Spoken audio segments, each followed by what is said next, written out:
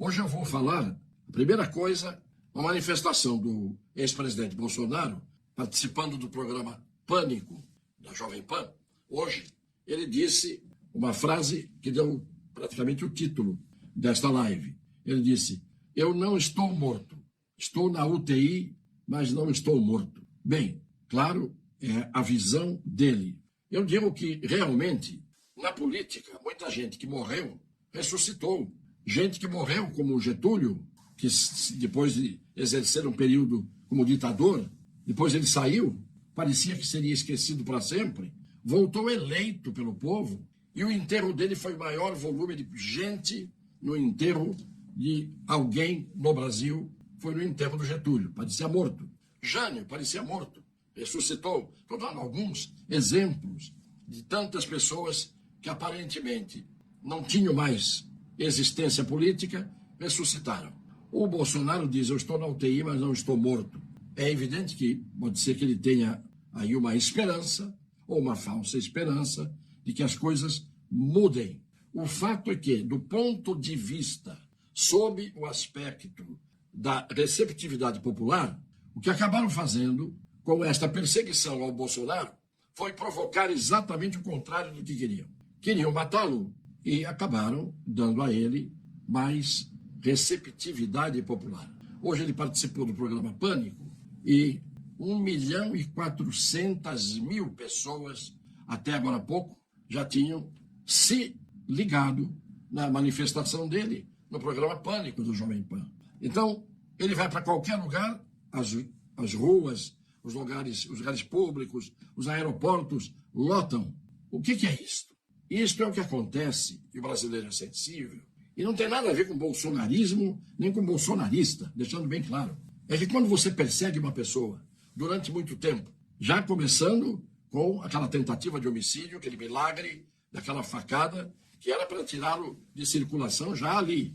Ele se candidatou, se elegeu, ficou 4 anos levando pancada e sendo, de toda forma, atacado, principalmente por um jornalismo que caminha para a extinção no Brasil. O que aconteceu? Agora caçam os seus direitos políticos por 8 anos. E ele, quanto mais, é que nem massa de padeiro. Quanto mais você bate na massa, quanto mais você oprime, comprime a massa, mais ela cresce. Então, o efeito que queriam produzir, não produziram. Ao contrário, produziu seu efeito inverso. Ele está hoje crescendo, está ganhando mais adesões, porque o brasileiro, e ninguém que é justo, gosta de ver perseguição injusta. Você pode não ser bolsonarista, você pode não gostar dele, mas você acaba gostando menos daqueles que, não gostando dele, criam motivos para exterminá-lo. E isto não é justo. O que é justo não dói. O que é justo não fere. O que é justo não machuca. O que é justo é algo que deixa todas as pessoas absolutamente conformadas. O inconformismo, a indignação, vem diante das injustiças. Muito bem. Então, a primeira coisa é esta frase dele de hoje, que vamos ver se essa UTI em que ele diz que está faz com que o doente sobreviva ou ele morra temporariamente, ou se algum fato superveniente, entre aspas, mágico ou milagroso, e isto é a adesão popular, pode fazer com que ele ressuscite dos escombros, seja retirado, que nem aquelas pessoas que passam, às vezes, 10 dias debaixo de escombros num terremoto e, milagre, tiraram com vida. Quanto mais injustiça fizerem, pior. Seria bom que ninguém sofresse injustiça. Mas aí a gente acaba vendo que há uns fatos que a gente pode mostrar com facilidade para ver como está tudo mais ou menos errado e tudo torto. As desigualdades de tratamento que a justiça dá, ou que os fatos revelam. Por exemplo, no impeachment da presidente senhora Dilma Rousseff, o ministro Lewandowski estava presidindo a sessão do Senado, consequência obrigatória constitucional do impeachment que foi concedido, que foi aplicado em 2014, consequência obrigatória, perda dos direitos políticos. 8 anos, ela teria que perder os direitos políticos. O ministro, agora já não é mais, Lewandowski, do STF, simplesmente passando por cima da Constituição, decidiu que ela não sofreria perda dos direitos políticos. Outro tratamento desigual.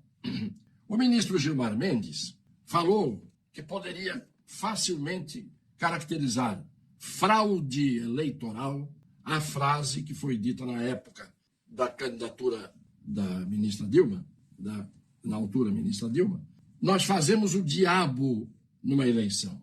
E o ministro Gilmar Mendes, numa sessão do Supremo, que está no Google, para quem quiser ver, é só procurar lá e acha, ele disse, indignadíssimo, que a frase de que na eleição nós somos capazes de fazer o diabo significava que era possível fraudar as eleições. O ministro Gilmar Mendes disse isso. Ele pôde dizer, ele disse até com razão. Depois, quem disser isso pratica crime, antidemocrático, está sujeito a ir para a prisão. Vejam os pesos e medidas nesta balança absolutamente flexível da justiça, que deveria ser inflexível diante do torto sempre. Mas não é só. No caso dos embaixadores, o ex-presidente Bolsonaro convidou os embaixadores para falar sobre as eleições, sobre o problema, explicar a posição em relação às urnas que ele pretendia que fossem aprimoradas e auditáveis. Isto é, quem vota sabe que está votando e tem a comprovação de que votou exatamente em quem votou. Pois bem, o que aconteceu? A presidente Dilma, chamou os embaixadores quando estava sofrendo o processo de impeachment. Chamou os embaixadores no palácio. Tudo bem. Ela foi explicar aos portadores de mensagens aos seus países aquilo que ela tinha a dizer sobre o processo de impeachment, que diz respeito exclusivamente ao Brasil. Mas ela foi falar com os embaixadores. Nenhum problema. O ministro Fachin convidou os embaixadores para explicar aos embaixadores o problema das urnas eletrônicas. Ministro de um tribunal falando com o Itamaraty para chamar os embaixadores. Nada disso tem a ver com o Poder Judiciário. Quem tem que chamar o Itamaraty e pode chamar o embaixador, ou os embaixadores, é o presidente da República. Pode, inclusive, mandá-los embora, em caso de crise. Pois bem, o ministro Fachin chamou em maio os embaixadores, maio de 2022. O ex-presidente Bolsonaro chamou em junho os embaixadores para dar a versão dele. Pôs a televisão para mostrar o que estava acontecendo. Nada escondido, nada clandestino. Então a Dilma chamou embaixadores, a presidente Dilma na altura, o Fachin, ministro Fachin, chamou os embaixadores e o presidente Bolsonaro fez a mesma coisa. Coisas idênticas, fatos idênticos, têm que ter o mesmo tratamento. Pois bem, estou mostrando aqui 3 fatos lícitos. Chamar embaixadores. Não tão normal o ministro do TSE, Fachin, chamar.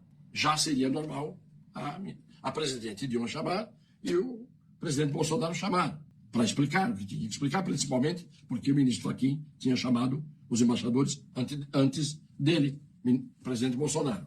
Pois bem, isso vira cassação de direitos políticos. Transparência, televisão presente ali, para todo mundo ver o que aconteceu.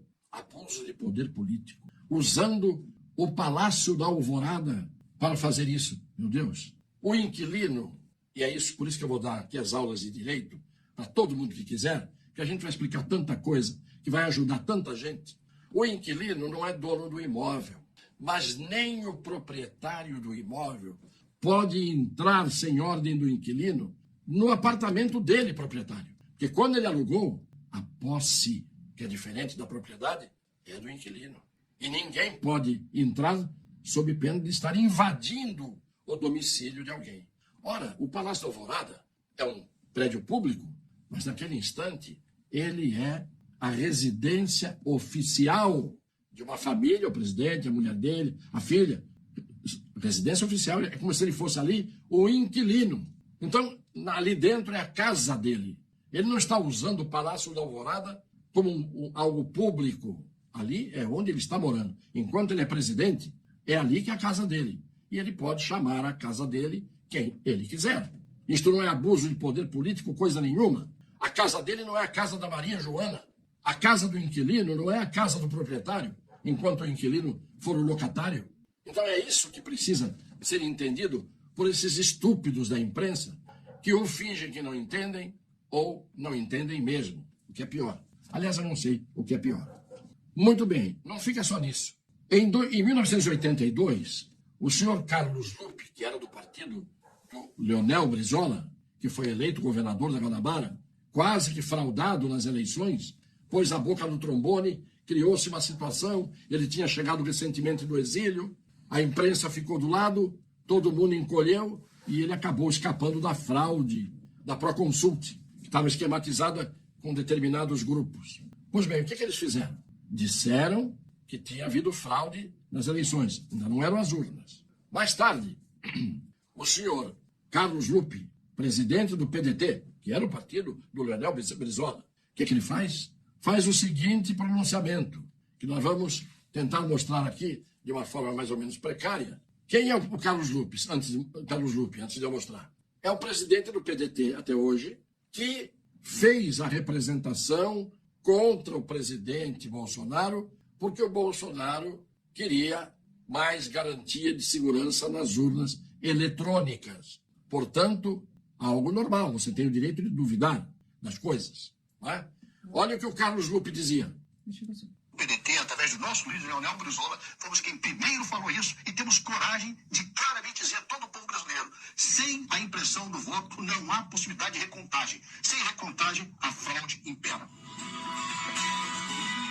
Será que o meu voto depositado lá, depois de processado, se concretiza? Então, para que a gente tire essa dúvida, dê tranquilidade ao eleitor, de que ele possa saber que a partir agora de 2016, 2018, ele vai votar e ele vai ter a comprovação saindo ali, o nome dos candidatos que ele escolheu. Nós optamos por derrubar o vereador presidente. Simone Tebet. Para acompanhar Flávio Dino, Simone Tebet e Carlos Lupe. Queria trazer 2 tweets de Flávio Dino lá de 2012, de 17 de agosto de 2012. Abre aspas. É preciso regular melhor os controles e a auditoria das urnas eletrônicas. Quando relatei a lei eleitoral em 2009, tratamos do tema. Aí um outro tweet também de 17 de agosto de 2012. Bom dia, merecem atenção as observações do professor Diego Aranha, da UNB, sobre as urnas eletrônicas. Tema é muito grave. Além do assassinato, a gramática, né? Muito bem. Entende que você não sente Esse é um trecho do programa Oeste Sem Filtro. Esta que acabou de falar é a excelente apresentadora Paula Leal. O que deu o palpite sobre o assassinato à gramática é membro da Oeste, que é o senhor Silvio Navarro, muito competente também. E eles exibiram, nós aqui reproduzimos, exibiram hoje, resgataram twitters do senhor Flávio Dino, falando com desconfiança das urnas eletrônicas, o atual ministro da Justiça, de agora. Sendo que o senhor Flávio Dino, em 2009, aprovou um projeto para tornar o voto impresso. Acoplado à urna eletrônica, saía, que nem o papelzinho da máquina que a gente usa no cartão de crédito, com o voto, que iria para uma urna transparente, ficava ali, para depois, se houvesse qualquer dúvida, poder ser auditável, aferível esse voto. Pois muito bem, em 2009, o senhor Flávio Dino, esse dito cujo de hoje, ministro da Justiça, aprovou um projeto, ele era deputado, para fazer a urna auditável. Quem revogou isso? Tinha sido aprovado. STF. 2015, foi aprovado um projeto do Bolsonaro, deputado Jair Bolsonaro, no mesmo sentido. Voto auditável, conferível, sem que o eleitor vote no escuro. Quem revogou isso? STF. O legislador fazendo e o não legislador usurpando a função de legislador, desfazendo. Então, o que nós estamos mostrando aqui é história contemporânea. A história não é de 200, 300, 400 anos. Não é a história de 4.000 anos, 2.000 anos antes de Cristo. História contemporânea é aquela que está sendo escrita pela nossa memória, pela nossa observação. Se a gente vai esperar que a história seja escrita pelos vencedores, vem sempre a versão dos vencedores. A história tem que ser escrita por aqueles todos que estão isentos ou não vendo o que acontece. Nós somos testemunhas oculares da história. O dia de hoje teve uma história, eu sou testemunha ocular. Daqui a 100 anos vamos escrever a história de hoje. Mas hoje nós estamos vendo essa história, testemunhando essa história. Não venham os escribas e os fariseus escreverem as histórias que quiserem, fábulas mentiras, fakes. A história é como ela é. Quando eu fui deputado em 95, 96, 97, 98, no meio do caminho tive uma desavença com o senhor Fernando Henrique Cardoso, presidente da República. E ele queria, eu era líder da bancada, e a bancada era majoritariamente 14-10 contra a reeleição. Votar-se-ia a emenda da reeleição. Lembram-se? Pois bem, ele me convidou para ir até o Palácio, pediu que eu levasse os 14, 13, mas eu, a mudar de opinião, para votarmos a favor da reeleição. No dia da votação, um voto contra a reeleição. O meu. Está nos anais, está no Congresso Nacional, está nas notas taquigráficas, está tudo registrado. 12 viraram 2 dias antes. Um absteve-se. E eu votei contra, mantive minha posição. Sabe o que o Fernando Henrique Cardoso disse para mim naquele dia? Você não vai se reeleger. Eu digo, por quê? Porque eu não vou deixar. Esse eu não vou deixar fica no ar, para quem quiser imaginar o que quiser. Quando começou a apuração, eu estava entre os mais votados. O Estadão tinha me dado entre os 5 deputados mais votados para a reeleição. Eu tinha, modéstia à parte, feito um ótimo mandato. Aquela frase do Fernando Henrique, testemunhada pelo saudoso Luiz Carlos Santos, que era o ministro da Articulação Política, veio nesse sentido. Você não vai se reeleger. Eu disse, por quê, presidente? Porque eu não vou deixar. Provavelmente ele tenha feito magia para que as urnas começassem a apuração, me colocando entre os mais votados. De repente, eu parei e todo mundo começou a passar. Principalmente os deputados do Tucanato. Isso eu estou dizendo aqui, eu quero que alguém me desminta. Inclusive, eu tenho a foto daquele encontro no gabinete do presidente naquele dia. E a mudança foi impressionante. De 14-10 contra a reeleição, 12 viraram, 12 com 10, 22, uma abstenção, 23, o 24º voto era o meu, que eu era contra, continuei contra e renunciei à liderança da bancada por uma questão de dignidade. Nesse dia de hoje, também queria falar, para terminar, sobre a frase do presidente da República, dizendo que democracia é algo relativo. Democracia é relativa. Falei sobre isso outro dia. Quando, na verdade, quando a Constituição nasce consagrando o Estado democrático de direito, ali já vem a democracia na sua forma absoluta, não relativa. Porque aquilo que é capaz de não ficar dentro dos parâmetros da democracia, a Constituição já diz. Então, quando ela nasce, a democracia que está ali, na sua dimensão, é absoluta. É algo absoluto. Não tem nada de relativo. Pois bem, o senhor Lula disse na semana passada que a democracia é relativa. Falando, inclusive, sobre a Venezuela de Maduro, falando sobre o Maduro, não considerando os seus amigos ditadores e assim por diante. Hoje o Gilmar Mendes, ou ontem, disse que absolutamente não, que a democracia não pode nunca ser relativa. Agora eu pergunto, o presidente disse que a democracia é relativa, e não é. O ministro Gilmar Mendes, de forma correta, neste caso, disse, não é relativa de jeito nenhum, é constitucional e ponto final. Ora, então o presidente Luiz Inácio não cometeu um ato antidemocrático? Estou em silêncio para todo mundo pensar. O que acontece para quem comete atos antidemocráticos atualmente?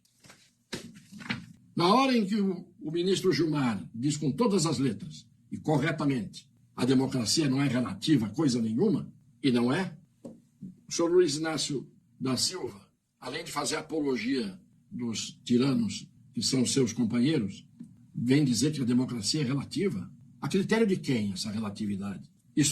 Dizer isso não é um ato antidemocrático, como sustentam alguns ministros do STF a respeito de quem diz uma coisa contra aqui ou contra ali e acaba indo para a cadeia? Então nós estamos mostrando aqui como é que o direito é aplicado, como é que o torto é exercido, como é que as contradições acontecem, como é que fake news não é punida, como quando no exterior, o senhor ministro Barroso, nós já mostramos aqui o vídeo, tudo que eu estou falando, está no Google. Só dar no Google vai aparecer.